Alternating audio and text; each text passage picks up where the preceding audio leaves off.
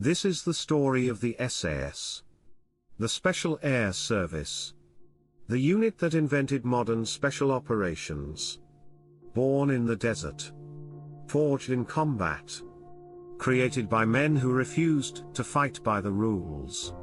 Men who believed that a small group of highly trained soldiers could accomplish what entire armies couldn't. And they were right. To understand how the SAS came to exist, you need to understand the situation in North Africa in 1941. The British 8th Army is fighting Rommel's Afrika Korps across hundreds of miles of desert. It's a brutal campaign. Tank battles. Infantry assaults. Supply lines stretching for hundreds of kilometers. And Rommel is winning. His tanks are better. His tactics are better. And his air support is crushing the British. The Luftwaffe has dozens of airfields across Libya. Hundreds of aircraft. Fighters. Bombers. Transport planes. All supporting Rommel's advance. The RAF tries to bomb these airfields, but it's nearly impossible. The distances are too great. The defense is too strong. British bombers fly hundreds of miles, get shot at by anti-aircraft guns, drop their bombs, and maybe hit a few planes. Usually none. It's ineffective. Wasteful. And costing too many aircraft. David Stirling is a lieutenant in the British Commandos. He's 25 years old. Tall. Charismatic. And frustrated. He's watching this air war fail and thinking there has to be a better way. And then, during a parachute training accident that puts him in the hospital for weeks, he has time to think. Time to plan.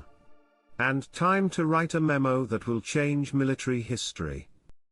Stirling's idea is simple but revolutionary. Instead of bombing airfields from above, why not put small teams of soldiers on the ground? Parachute them behind enemy lines. Have them approach airfields at night on foot. Plant explosives on aircraft. Blow them up. And disappear into the desert before anyone knows what happened. No massive formations. No big battles. Just small teams. 4 or 5 men. Hitting targets and vanishing. The idea is so unconventional that Stirling knows it will be rejected through normal channels. So he does something insane. He breaks into British Middle East headquarters in Cairo. On crutches. Still recovering from his parachute accident. He walks past guards, finds the office of the Deputy Commander-in-Chief, and hands him the memo. General Neil Ritchie reads it. And instead of having Stirling arrested, he's intrigued. Ritchie sees the potential. Small teams doing massive damage. Low cost. High impact. He approves the plan. Stirling is promoted to captain and given permission to recruit 60 men. The unit is called L Detachment, Special Air Service Brigade. The name is deliberately deceptive. There is no Special Air Service Brigade. It's a cover story to confuse German intelligence. The entire unit is 60 men. But the name SAS sticks. Stirling recruits carefully. He doesn't want regular soldiers. He wants misfits. Men who think differently. Who don't mind breaking rules. Who can operate independently without supervision. He finds them in various commando units, in the long-range desert group, and among soldiers who've been in trouble for being too aggressive or unconventional. These are the original SAS. Men who don't fit anywhere else. The first mission is planned for November 1941. The target, 5 German airfields. The plan, parachute in at night, approach on foot, destroy aircraft with explosives, rendezvous with the long-range desert group, and escape. It's ambitious. Dangerous. And it goes catastrophically wrong. November 16, 1941. The mission launches. Stirling and his men board aircraft and parachute into the desert. But the weather is terrible. High winds. Poor visibility. The teams are scattered across miles of desert. Some land far from their drop zones. Some are injured on landing. Some can't find their equipment. And some are captured by German patrols almost immediately. Of the 60 men who parachute in, only 22 make it back. The mission is a complete failure. Not a single aircraft is destroyed. The SAS, on its first operation, loses 2/3 of its men and accomplishes nothing. Stirling's critics say the concept is flawed. That special operations don't work.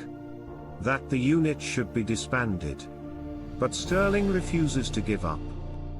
He realizes the problem wasn't the concept.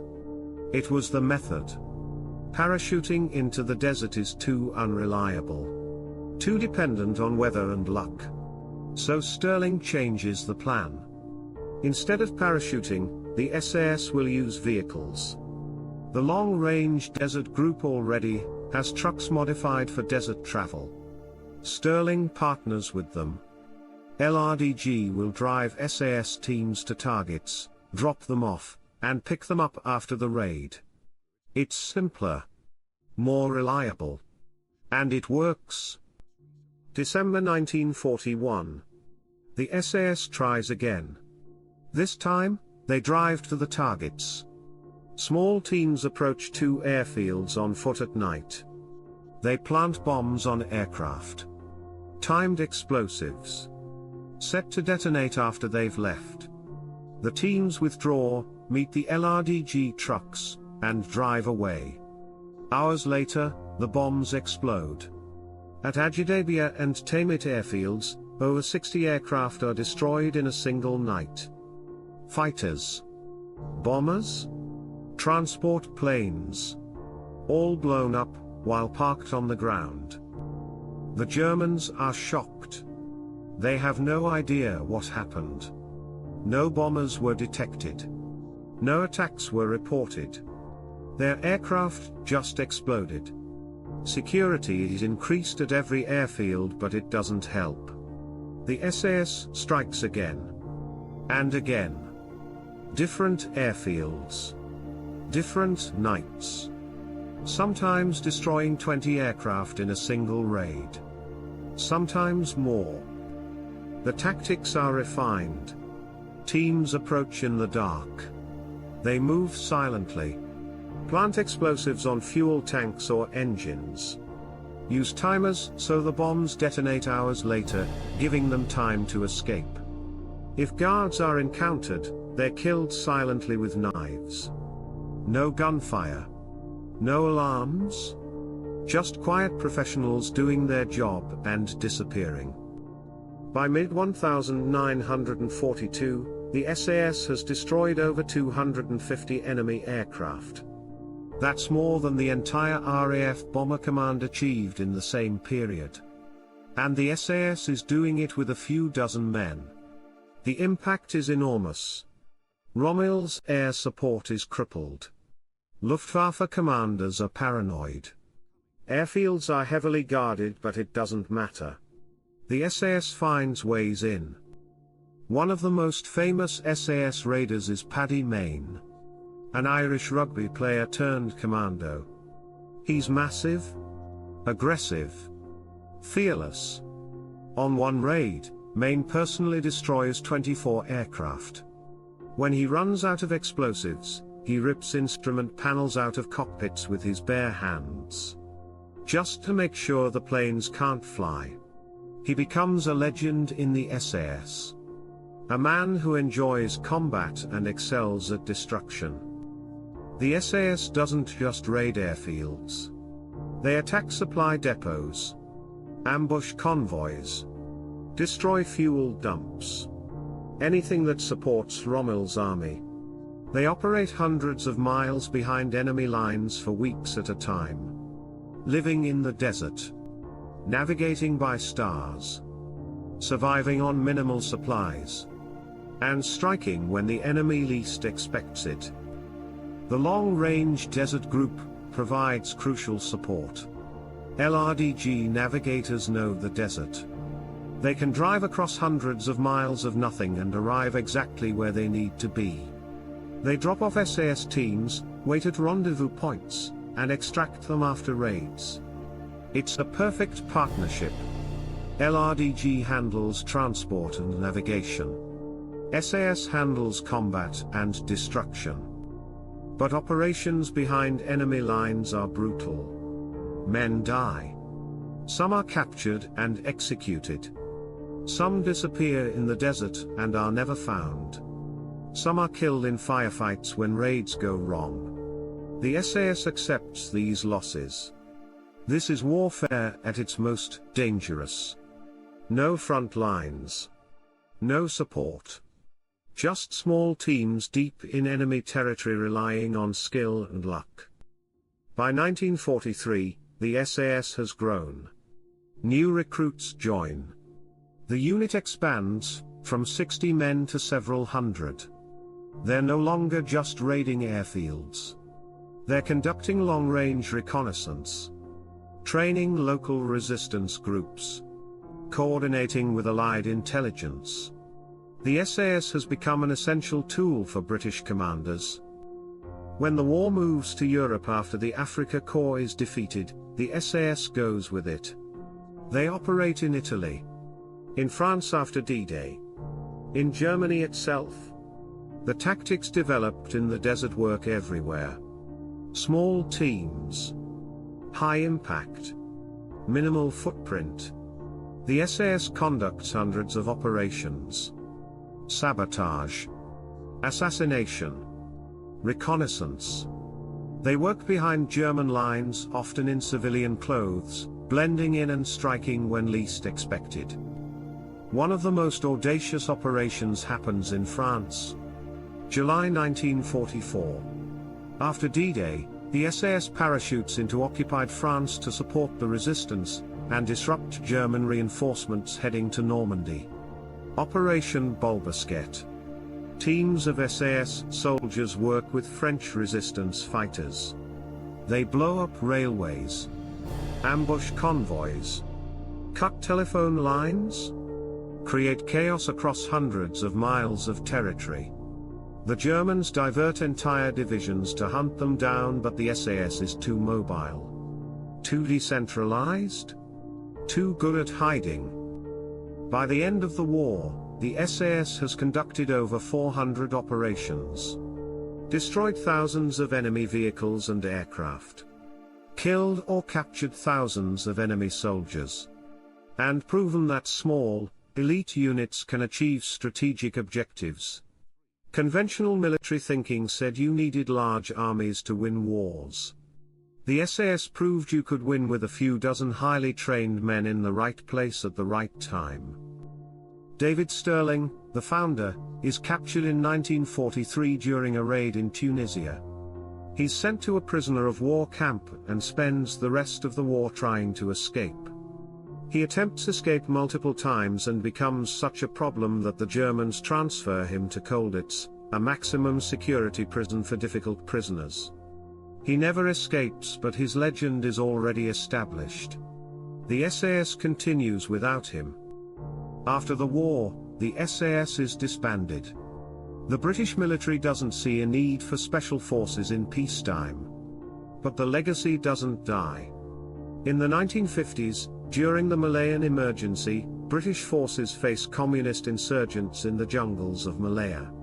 Conventional tactics aren't working. Someone remembers the SAS. The unit is reformed. And it works. Again. Since then, the SAS has never been disbanded. It operates in every major British military action. Malaya, Oman, Northern Ireland, the Falklands, Iraq, Afghanistan. The tactics developed by Stirling and his men in the North African desert become the foundation for special operations worldwide. The US Delta Force is modeled on the SAS. So is Germany's GSG 9. Australia's SASA. New Zealand's NZAS. Nearly every Special Forces unit in the world traces its lineage and tactics back to Stirling's original idea. The SAS motto is "Who dares wins." It's perfect, because that's exactly what they proved. That daring wins battles. That small groups of motivated, intelligent, aggressive soldiers can achieve what conventional forces can't. That warfare isn't just about numbers and firepower. It's about creativity, audacity, and the willingness to try things no one else will. Today, the SAS is one of the most respected military units in the world. They operate in complete secrecy. Most of their missions are never revealed. The soldiers don't seek fame or recognition. They do their job, disappear, and let others take credit. That's the SAS way. Quiet professionals. Invisible. Deadly. Effective. The unit that started with David Stirling's crazy idea in a hospital bed has become the gold standard for special operations. From 60 men raiding airfields in the North African desert to the elite force that governments call when conventional military can't solve the problem. The SAS proved that in war, sometimes the smallest units make the biggest difference. This is their story. The birth of modern special forces. The men who refused to accept that warfare had to be conventional. Who believed that intelligence, training, and audacity could defeat superior numbers. Who walked into the desert with explosives and came out having changed military history. The SAS. The regiment that dares. The men who win.